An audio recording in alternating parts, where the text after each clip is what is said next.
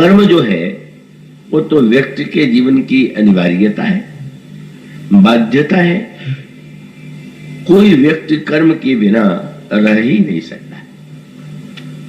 निरंतर व्यक्ति के द्वारा कर्म हो रहे हैं और उन कर्मों के परिणाम स्वरूप सुख और दुख की अनुभूति का चक्र चल रहा है।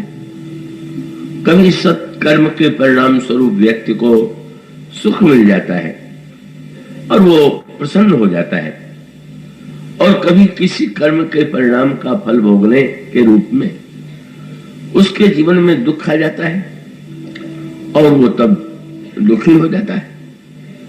और यह दुख और सुख का जो अनवरत चक्र है वो कभी समाप्त ही नहीं होता। तब अगर व्यक्ति में जिज्ञासा है, अगर वो केवल कर्म करते रहने का ही अभ्यस्त है और वो निरंतर कर्म में ही संलग्न है, तो वो बात तो भिन्न है। किंतु यदि व्यक्ति के जीवन में यह इच्छा उत्पन्न हो कि ये जो दुख सुख का चक्र है उस चक्र से हम कैसे मुक्त हों, तो फिर वो क्रमशः कर्म के संदर्भ में जब उसे ये ज्ञात होगा कि रामचरितमानस वो पंक्ति आपको मिलती है और सारे शास्त्रों की मान्यता है, कर्म प्रधान विश्व करे राखा और जो जस करे सो तस फल चाखा। जो व्यक्ति जैसा कर्म करता है उसको वैसा ही फल चखने को मिलता है। जब वेदों ने भगवान की स्तुति किया तो वहां पर भी आपको यही संकेत मिलेगा। जब वो वेद स्तुति करते हैं तो कहते हैं अव्यक्त मूल मनादि तरु त्वच चारि निगमागम भने सटकंद शाखा पंच वीस अनेक पर्ण सुमन घने। एक वृक्ष की के रूप में कल्पना की गई और ये कहा गया कि इस वृक्ष का जो मूल है वो अव्यक्त है और उसके पश्चात दार्शनिक वर्णन का जो पक्ष है वो जटिल है। उसकी चर्चा करने की यहाँ अपेक्षा नहीं है, पर उसमें एक संकेत वेदों ने यह किया कि फल जुगल विधि कटु मधुर वेद।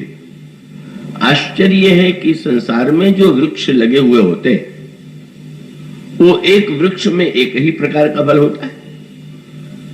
जिसमें मीठा फल लगता है उसमें मीठा लगता है और जिसमें कड़वा होता है उसमें कड़वा लगता है।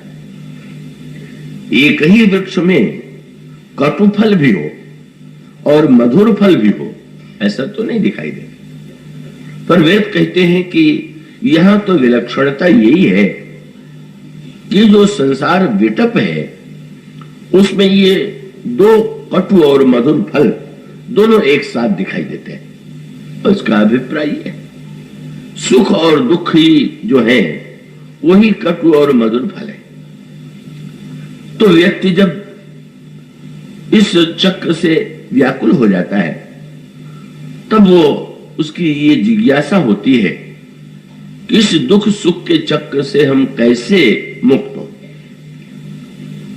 तो क्रमशः मुक्ति के लिए कर्म साधना का जो स्वरूप है उसका संकेत रामचरितमानस में, भगवद गीता में और शास्त्रों में अनेकों रूप में किया गया। तो पहले तो प्रारंभ तो यहीं से किया जाएगा, पहली कक्षा। यदि हम जानते हैं कि बुरे कर्म का परिणाम दुख है, तो हम बुरे कर्मों से यथासाध्य बचने की चेष्टा करें, का अधिक से अधिक सत्कर्म करें।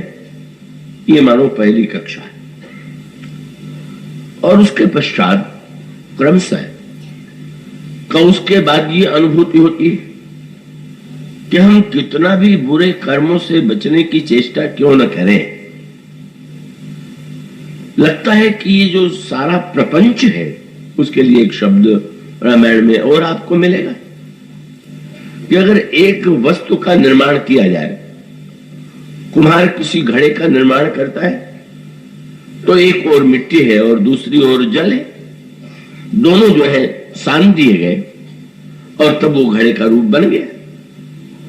तो ये जो सृष्टि बनी हुई है वो विधि प्रपंच गुण अवगुण साना, ये गुण और अवगुण को सान करके, वो सानना शब्द माने जैसे मिट्टी में जल को मिला करके उसको एकाकार कर देते, तो परिणाम ये होता है कि व्यक्ति कितना भी सत्कर्म करे पर ये दावा कर नहीं सकता है कि उस कर्म में कोई न कोई बुराई ही नहीं होगी। और तब ऐसा लगता है कि हम प्रयत्न करके अगर सत्कर्म करने की चेष्टा भी करें तो उसके साथ साथ तो असत्कर्म उसकी समस्या मिली ही रहेगी।